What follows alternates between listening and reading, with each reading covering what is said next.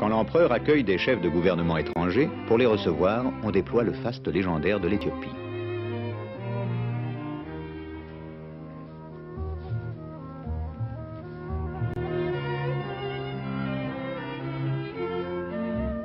Le décorum est le même que celui de tous les banquets officiels du monde, et la même ambiance courtoise règne.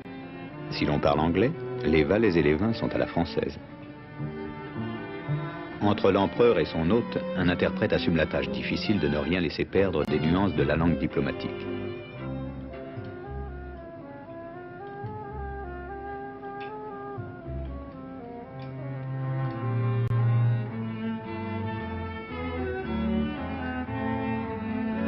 Toute la cour est présente pour entourer le souverain, et à la première place, son fils, le prince héritier.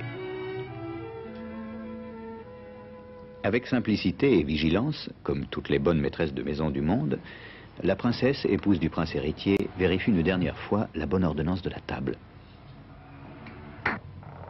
Le faste y est moins officiel qu'au palais, mais reste un signe du rang. C'est sans nul doute une tâche difficile d'être l'épouse et la mère de ceux qui sont désignés pour être les souverains de l'Éthiopie.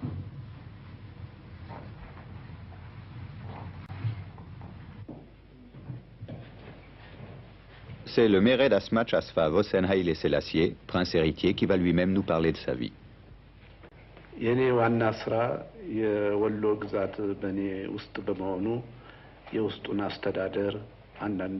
Outre le gouvernement de la province de Wollo, dont j'ai la charge, je suis le président de la Croix-Rouge éthiopienne.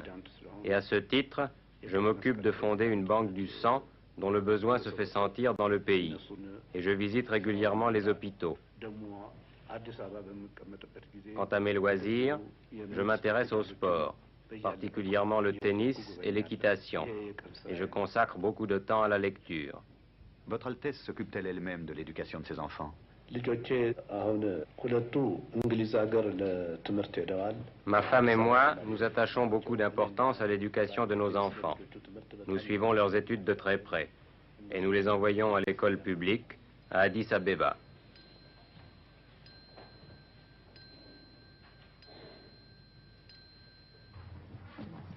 N'échappant pas à la règle qui place l'équitation sur le programme d'une éducation de prince, ce jeune cavalier affectueux, le prince Yacoub, fils du prince héritier, est le second sur la liste de succession au trône.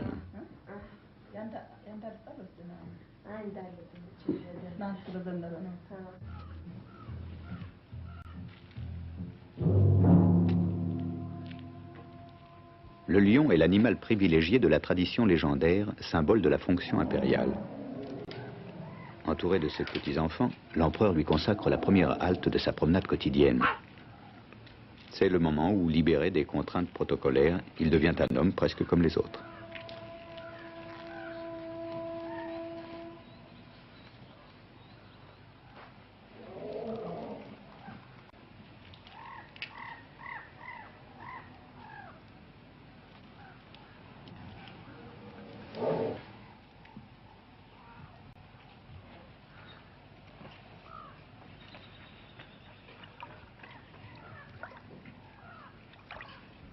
Mais cet empereur moderne que l'on voit en veston pratiquer l'art d'être grand-père est d'abord un souverain hiératique et tout-puissant.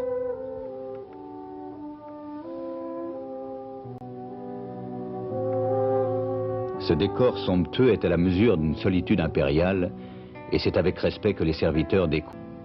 Pouvoir tout, n'avoir le droit de montrer ni un doute ni une hésitation, tel est le lot d'un monarque. Il doit pour cela s'appuyer sur la tradition et par conséquent sur ses insignes.